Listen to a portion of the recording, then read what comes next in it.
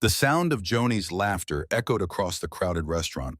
Not for me, but for the man whose hand rested casually on her knee. My own voice, mid-sentence, died in my throat. I stood there, a forgotten coat slung over my arm, watching her new smile. He raised a glass, a smirk playing on his lips. Some men just don't know what they've got. The first light always found me awake, long before the sun cleared the horizon. Our bedroom window faced east, the pale gray seeping through the curtains. I lay there in the quiet of the house, the hum of the refrigerator in the kitchen, a steady counterpoint to the soft breathing of Joni beside me. Her hair, usually a mess when she slept, was fanned out on the pillow. The girls, Lily and Clara, were still sound asleep in their rooms down the hall. Their world was small, contained, safe. I thought about Father's Day coming up in a couple of weeks. It always shared the calendar with my birthday. Usually it meant a grilled steak out on the back patio, maybe some new socks, and a card from the girls with their crayon drawings inside. Joni always got a big breakfast in bed on Mother's Day, handmade gifts, and a day off from dishes. It felt different. Not a complaint, just an observation of how things went. This year, Joni had mentioned my upcoming combined day, promising she'd do something special, wish for me. Her eyes held a flicker, a familiar, playful light, hinting at intimacy that sometimes felt like a planned event rather than a natural flow. But lately, Joni had been different. The subtle shifts were hard to pin down at first. She was working later at the bakery, sometimes until 7 or 8, claiming orders were piling up. Her temper had a shorter fuse, snapping at the girls for small things, or dismissing my questions with a sharp tone. There was new makeup on her dresser, colors I hadn't seen before. And her work clothes, usually neat and pressed, seemed to hang a little looser, as if she was trying to hide something, or maybe just change it. I tried not to think too much on it. People change. Then came that Friday. I was already home from the plant, dinner simmering on the stove. Joni walked in, not in her work uniform, but in a skirt I didn't recognize. It was a dark blue, cinched at the waist, new. Her hair was styled, not the usual ponytail or quick bun, but soft waves framing her face. She had a tan too, a fresh glow that wasn't from the fluorescent lights of the bakery. Her skin looked smooth, cared for.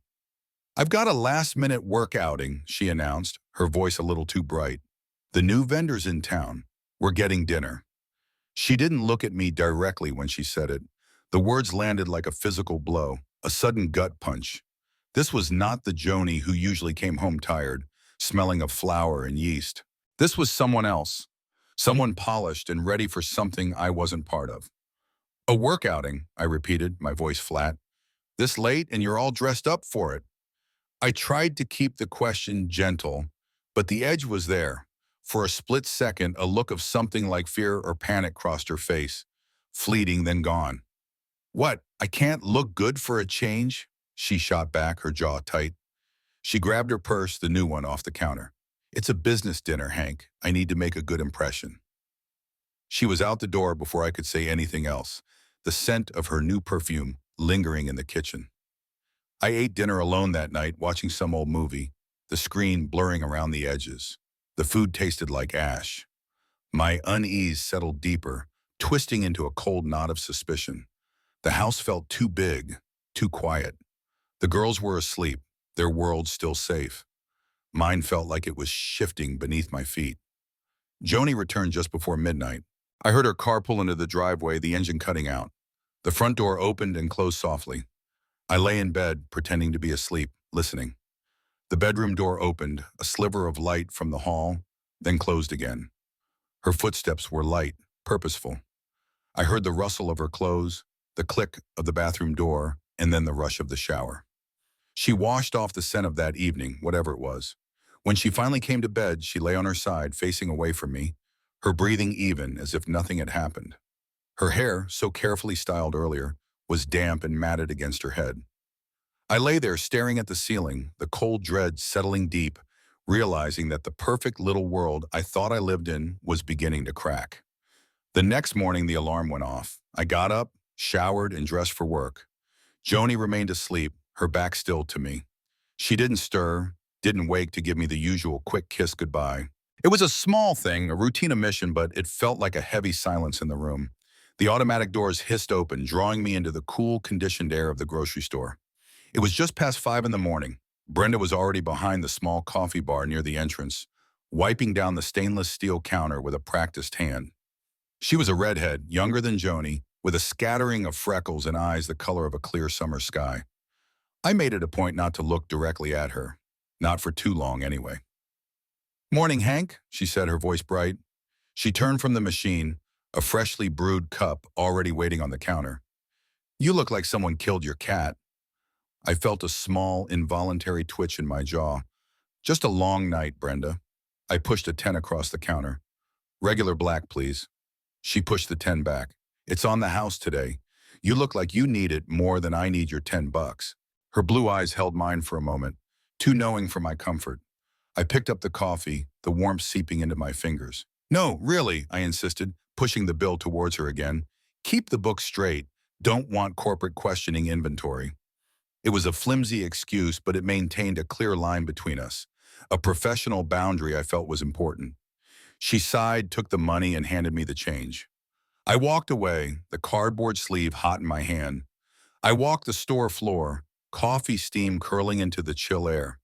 The fluorescent lights hummed, casting a stark white glow on the untouched aisles. My usual routine was a comfort, a predictable rhythm of checking displays, making sure the overnight crew had stocked everything correctly, noting what needed attention before the rush. But today, the task felt hollow. My mind kept pulling back to Joni, to her new skirt, the styled hair, the hurried goodbye, the tan, the way she hadn't kissed me this morning. These details, small in isolation, built a steady hum of unease beneath my focus. I was a man of rules, checklists, schedules, proper procedures. That was my nature, how I kept things running at the store, how I liked to think I ran my life. You followed the rules, you knew what to expect. There was a certain peace in that, but Joni's recent behavior was outside the lines, blurring them. It was the kind of chaos I spent my days trying to prevent. The workday passed in a series of mundane events. A new shipment of seasonal produce arrived. A cashier called in sick, forcing a quick shuffle of staff. Later, a small, hunched old lady tried to slip a can of tuna-flavored cat food into her purse, her hands trembling. I caught her at the door, took the can, and let her go with a warning.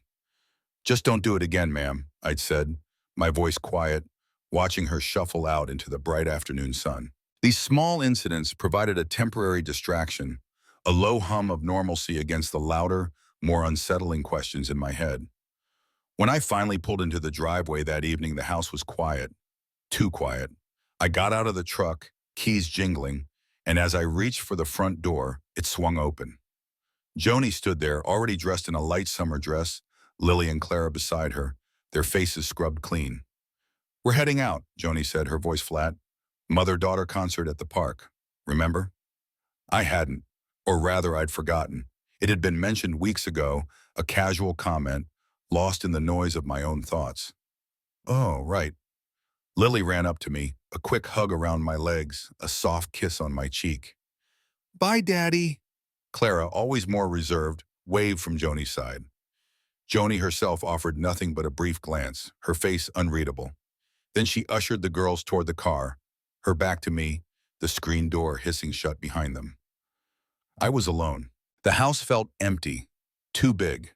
The quiet pressed in. The internal battle I'd been fighting all day finally gave way. My suspicions, unconfirmed but nagging, began to churn. I walked into our bedroom, the air still faintly carrying the scent of Joni's new perfume. I sat at her desk, turning on her laptop. My hands hovered over the trackpad. I knew her password. It was our anniversary. She hadn't changed it. A wave of guilt, then a stronger wave of desperate curiosity. I clicked open her email. Nothing. Just grocery coupons, school newsletters, sales alerts. No secret messages, no unfamiliar names. I logged out, my heart still pounding. Then, the clothes hamper. It was a dumb move, a movie cliche. But I was desperate for something, anything. I rifled through the discarded shirts and socks, the denim and cotton. No hotel receipts, no stray pieces of paper, no unfamiliar scents beyond the faint smell of our detergent. Nothing, just laundry. I stood there, the hamper lid still open, feeling foolish, frustrated, and deeply helpless. The lack of answers was worse than finding something concrete. It left too much room for my mind to wander, to invent scenarios, each one uglier than the last. The rumination grew louder, a buzzing in my ears. I tried to lose myself in the television, flipping through channels. Sports, news, a nature documentary. None of it held my attention. The stories unfolding on the screen felt distant, irrelevant. My perfect little world, the one I had built brick by brick, seemed to be slipping away, distant and unreachable. Later, I lay in bed, the silence of the house thick around me. It was not a peaceful silence. It was a listening silence, amplifying my anxiety, magnifying every creak of the floorboards, every whisper of the wind outside. What was Joni hiding? And why did I feel so utterly powerless to find out?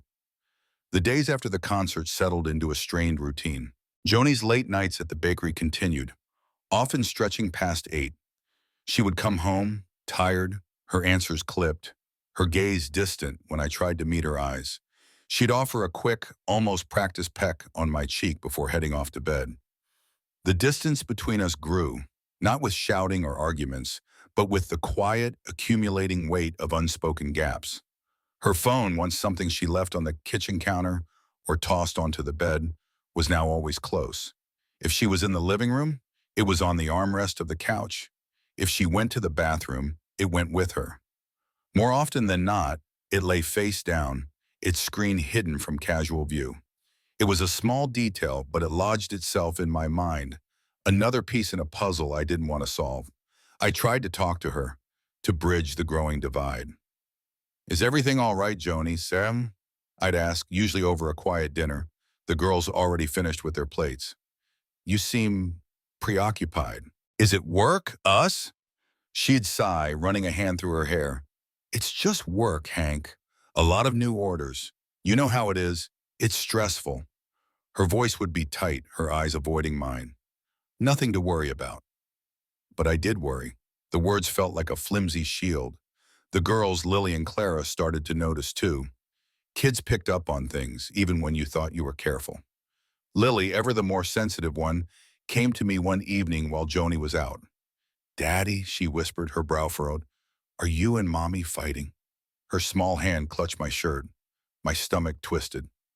"No, sweetie," I'd said, pulling her close. "Mommy's just busy with work. Everything's fine."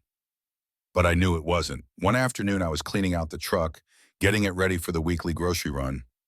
Joni had used it the day before to pick up some supplies for the bakery. Under the passenger seat, tucked into the carpet, I found a crumpled receipt. It was from a restaurant, a place called the Copper Kettle. I didn't recognize it. The address printed on it put it clear across town, maybe 20, 25 miles away from our usual haunts, far from the bakery. We never went there. It wasn't our kind of place. Steakhouse, a little fancy. The date on the receipt was from last week, a Tuesday, one of her late nights. My breath hitched. I started a new line of questioning. Subtle, I hoped. "How was work today, honey? Did you go anywhere interesting for lunch?" I tried to make it sound casual, as if I was just making conversation. "Same old," she'd say, without looking up from her phone. "Just grabbed a sandwich at the deli," or a quick bite from the break room. Her answers were always vague, always designed to shut down further inquiry. The Copper Kettle receipt burned a hole in my pocket. Then one evening it happened.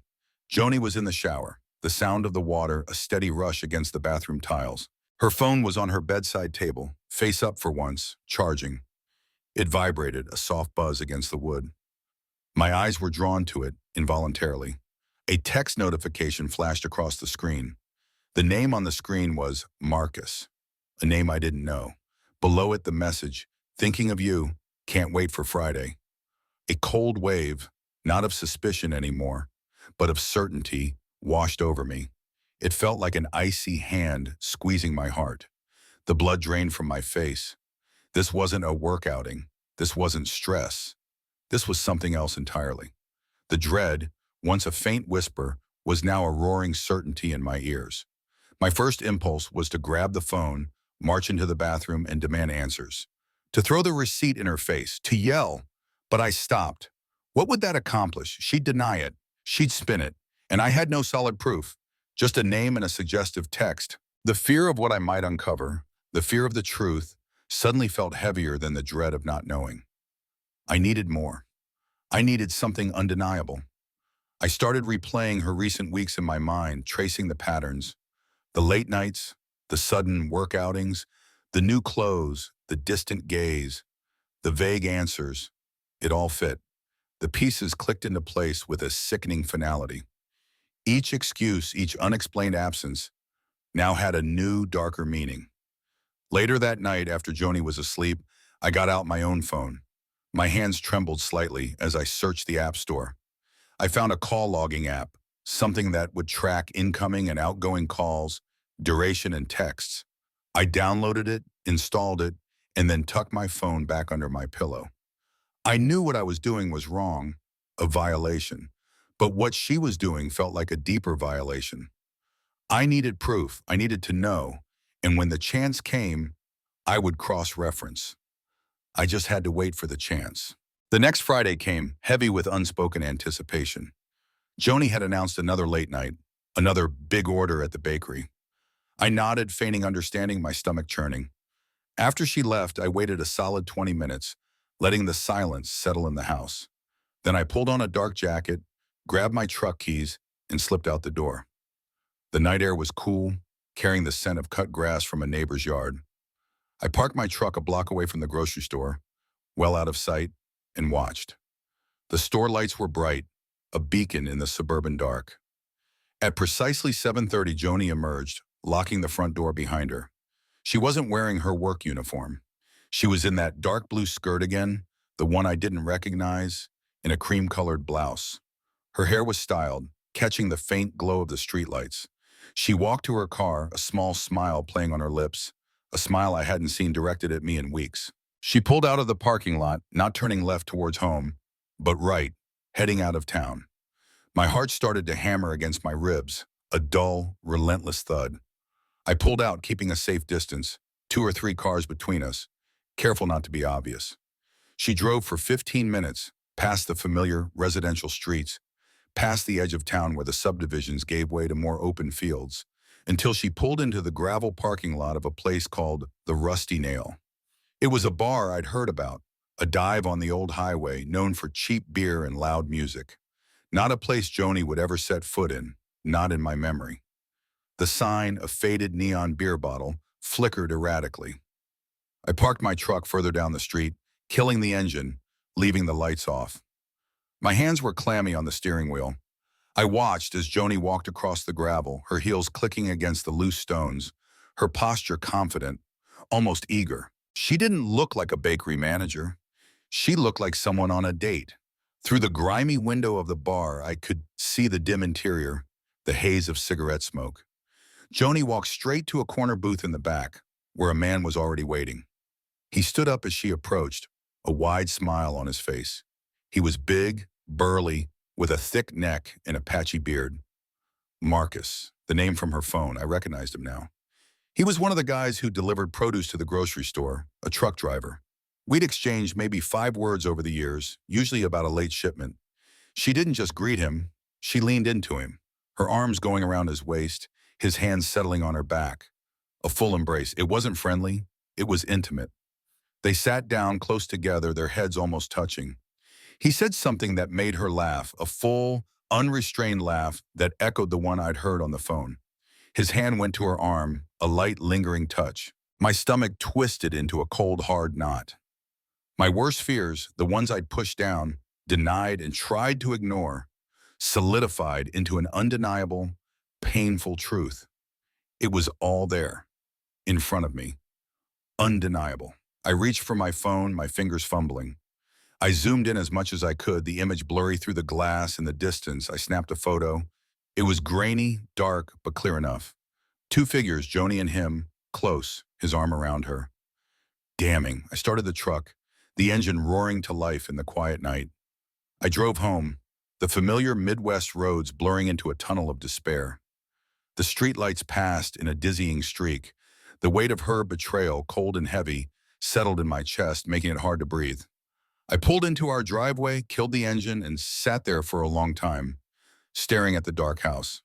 When I finally went inside, it was past 10. I went to bed, feigning sleep, my eyes squeezed shut. The phone, with its damning evidence, felt like it was burning a hole through my pajama pocket. I lay there listening for her car, for the familiar sound of her returning to our shared bed, a bed that now felt tainted. She returned just before midnight, the usual quiet entry, the shower, the soft rustle of clothes. She slid into bed, facing away from me. I didn't stir. I couldn't.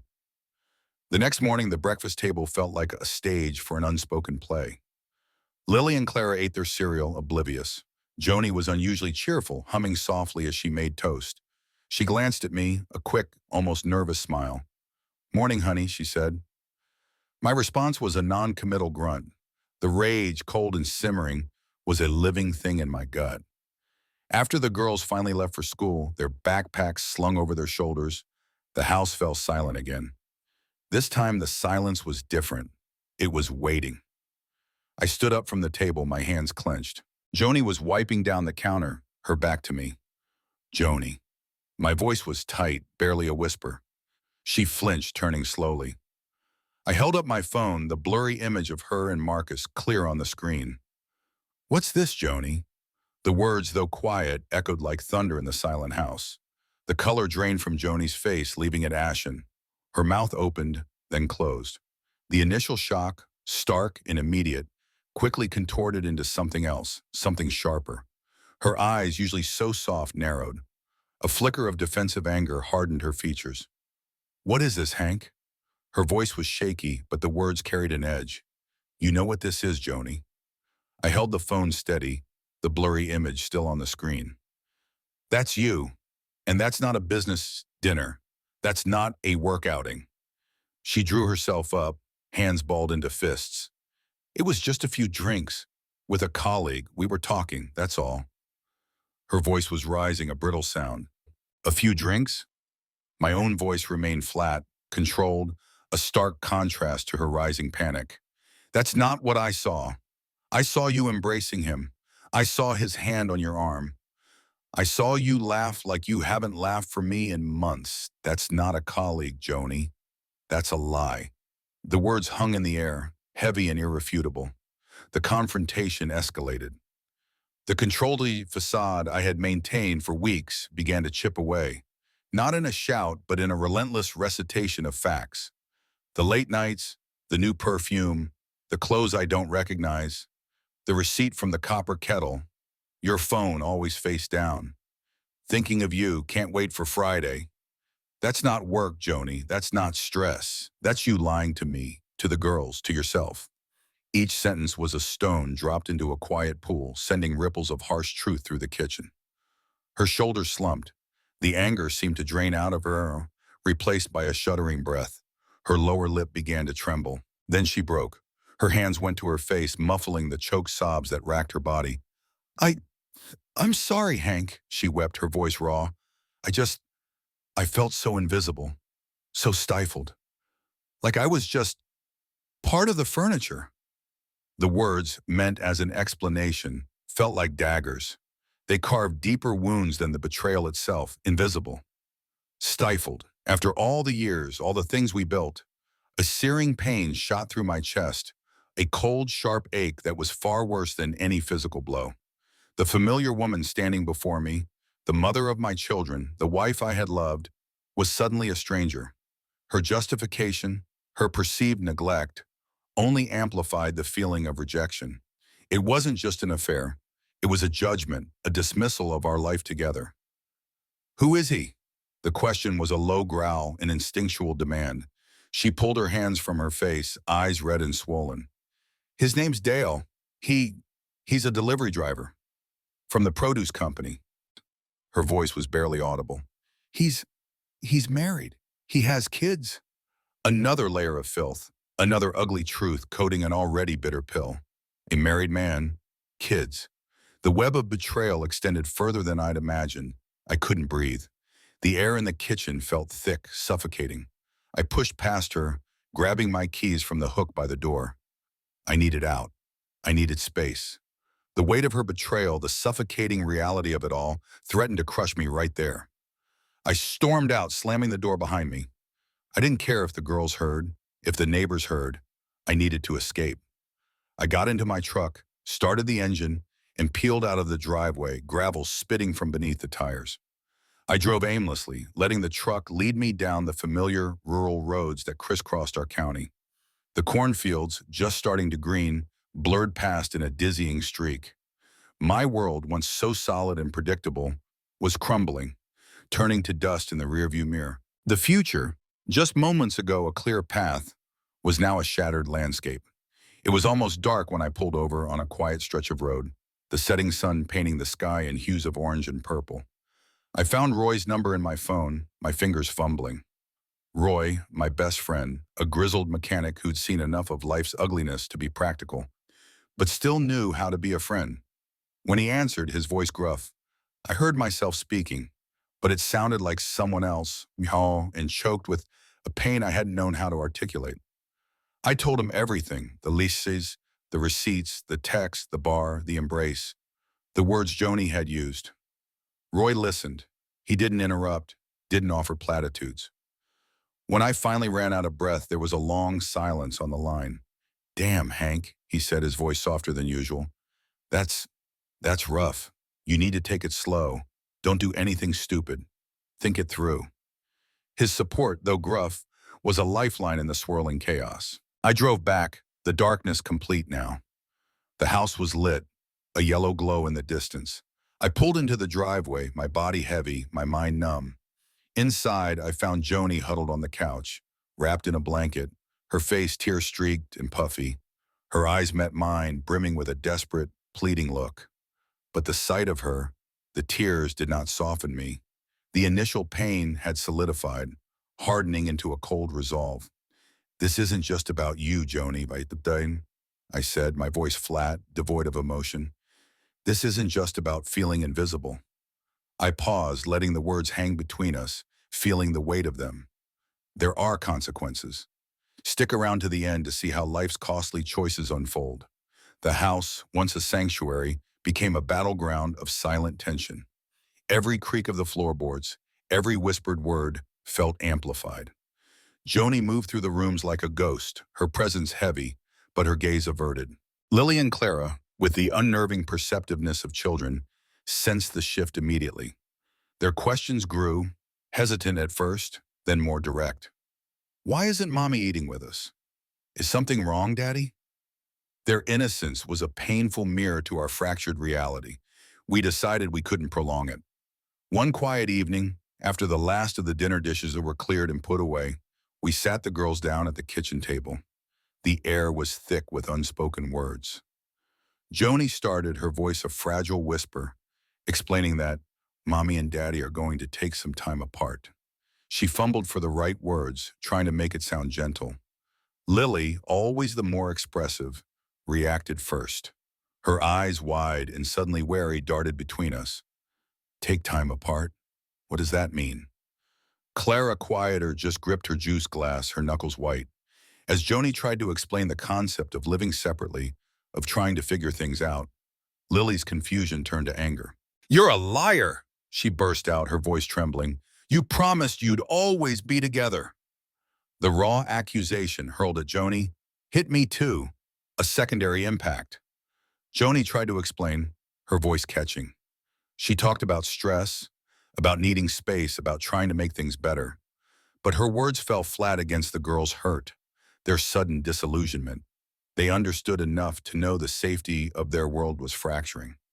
I found myself in the unfamiliar role of mediator, trying to shield them from the worst of the fallout, even as my own insides felt like they were bleeding out. Mommy and Daddy love you both very much, I said, my voice rough. This isn't about you. We're going to figure this out. It felt like a hollow promise. We agreed to separate temporarily. Joni moved into Clara's old bedroom, a small, symbolic divide that felt miles wide.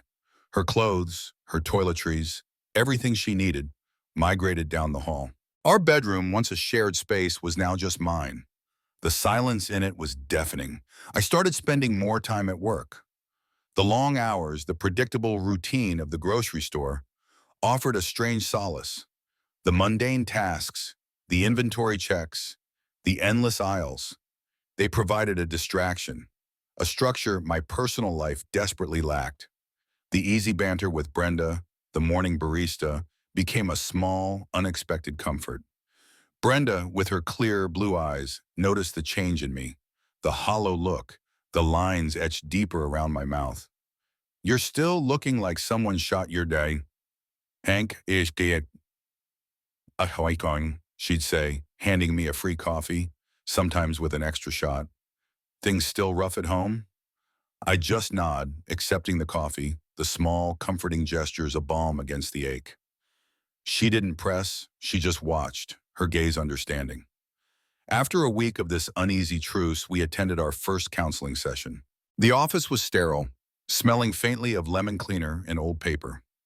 The therapist, a woman with kind but firm eyes, sat between us, a neutral presence. The room filled with unspoken resentments, with the weight of our shared and separate pain. Joni admitted she had ended things with Dale. It was a mistake, Hank, she said, her voice small, avoiding my gaze. I told him it was over. I haven't seen him since that night. The words were supposed to be reassuring, but the damage was done. The trust, once an invisible foundation, lay shattered, irreparable. I sat there listening, the facts sinking in. She had ended it, but the image of her in that bar, her laugh, her embrace, replayed in my mind. Every line, every distant look, every moment of her infidelity felt fresh, a constant, gnawing wound. How could I forgive that? How could I unsee it, unfeel it? The therapist offered measured advice, suggesting steps towards rebuilding, towards understanding. But the weight of my pride, the searing pain of the betrayal made reconciliation feel like an impossible task. The words she spoke about communication and empathy felt like they belonged to someone else in a different life. My resolve, hardened from that first night, remained unshaken. In our small Midwestern town, news traveled fast, carried on the invisible currents of gossip and speculation. It started as whispers, then became glances, then finally, quiet conversations that always seemed to stop when I approached. Word of Joni and my troubles, of the affair, slowly but surely spread through the town's grapevine. Friends, the ones who had been part of our shared life for years, began to take sides, or at least made their awkward positions clear. Some offered well-meaning but ultimately unhelpful advice. You two need to talk, or marriage is tough, Hank, but you got to fight for it. Others just avoided us altogether, uncomfortable with the messiness. Joni felt it more directly. At school events, at church on Sundays, she was met with subtle social ostracization. The quick smiles that didn't reach the eyes, the groups of women who suddenly disbanded when she approached. The prick of judgment was a constant, invisible burden, a consequence she hadn't anticipated. Then came the public confrontation. I was working the floor at the grocery store, checking produce when I saw it. Dale's wife, a quiet woman named Carol, was standing by the dairy aisle, a full cart beside her. Joni, who was in the store picking up a few things for the girls, walked past, head down. Carol saw her. Joni, Carol's voice, usually soft, cracked, carrying across the silent aisle. Joni froze. Carol walked up to her, her face blotchy and tear-streaked. How could you, Joni? She sobbed, her voice low but piercing. You knew he had a family. You knew I trusted you. Carol's hands shook as she clutched a package of milk. You wrecked everything. Joni stood there, pale and mute, unable to answer. A few shoppers stopped, watching, their expressions a mix of pity and avid curiosity. I watched from across the aisle, partially hidden by a towering display of cereal boxes. A bitter satisfaction, cold and sharp, mixed with my own deep shame. This was it, the public unmasking. The consequences, finally laid bare for everyone to see. The ripple effect continued. A few weeks later, Joni came home, her shoulders slumped, her eyes vacant. She'd been let go from her bakery manager position. The official reason was restructuring, but we both knew the truth. The stress, the negative was tension, the uncomfortable whispers among staff. It had become too much for the store owner. Joni, once so proud of her work, found herself struggling to find new employment. Her reputation, once spotless, was now tainted. The financial betrayal consequences were swift and harsh, a direct hit to her independence. Lily and Clara, the innocent casualties, bore the brunt of our separation. Their youthful joy, once so bright and unburdened, dimmed. Their grades, usually steady, began to slip. They withdrew, preferring to spend time in their rooms, their usual spirited chatter replaced by a quiet that felt too heavy for children. I threw myself into caring for them, becoming both mother and father. I learned to braid Lily's hair, to help Clara with her homework, to make the comfort foods Joni used to prepare. My own grief, my own anger was put on hold, pushed down under the immediate, overwhelming need to keep my daughters afloat. I saw it clearly now. The affair wasn't just a betrayal between two people. It was a tremor that shook the entire foundation of our lives, reaching out to touch everyone, toppling everything in its path. Joni tried to mend fences with the girls. She'd bring them small gifts, offer to take them out for ice cream. But their trust was deeply broken. Lily would often turn away, refusing to engage. Clara would nod politely but keep her distance. Their resentment, a palpable force in the room, was an unbridgeable chasm. The counseling sessions continued, but they felt like going through the motions. The therapist's words about healing and communication felt hollow, lost in the chasm between us. I started seeing a lawyer, a man named Mr. Peterson, in a quiet office downtown. We talked about assets, about custody, about the legal dissolution of a life I had thought was immutable. The thought of dismantling everything we had built, brick by painful brick, was a heavy burden, but the alternative felt even heavier. The legal process began, a cold, impersonal grind. Our once shared life, our home, our savings, our future, were reduced to assets and liabilities, figures on a spreadsheet. Mr. Peterson, my lawyer, spoke in terms of equitable distribution and parental agreements. It felt like dismantling a machine, piece by painful piece, without any regard for the intricate memories and emotions woven into each component. In the midst of this sterile dismantling, I found myself drawn unexpectedly to Brenda's simple kindness at work. Her blue eyes, her quiet presence, the way she offered an extra shot of espresso or remembered I preferred cream, not sugar. It wasn't anything romantic, not yet, just a flicker of warmth in the desolate landscape of my life. It was a human connection that asked for nothing, offered only comfort. One afternoon after my shift, I found myself lingering. "Brenda," I said, my voice a little rough, "would you ever want to get a coffee? Outside of here?" I gestured vaguely at the grocery store. My heart thumped. It felt like a betrayal in itself, even though Joni and I were effectively separated. She looked surprised, then a small smile touched her lips. "Sure, Hank, I'd like that." We kept it platonic, just two people talking, sharing the quiet space of a small diner downtown. We talked about work, about the weather, about nothing important. But the conversation was easy, without the heavy undertones that now permeated every interaction at home. Meanwhile, Joni, desperate, made a heartfelt plea. It was a Tuesday evening. The girls were at a friend's house. She found me in the living room, staring at the muted television. "Hank," she began, her voice hoarse, "please don't do this. Don't throw us away." She sat on the edge of the couch, her hands clasped. "I'll change, I promise. I'll go to more intensive therapy. Whatever it takes, I'll earn back your trust. Please." Her eyes, swollen and red, pleaded with me. I looked at her, truly looked at her. I saw the pain, the regret, the desperation. I remembered the years we had built together, the laughter, the quiet evenings, the dreams we'd shared. The image of Dale, though, still lingered, a phantom presence in the room, casting a long shadow over her promises. The memory of her laugh with him, the intimacy I had witnessed, made her current pleas ring hollow, despite her obvious distress. The girls, too, sensed the crossroads. They'd heard the hushed conversations, seen the papers on the table. Lily, on the verge of tears, had clung to my leg. "Daddy, please, can't you and Mommy fix it? We want to be a family."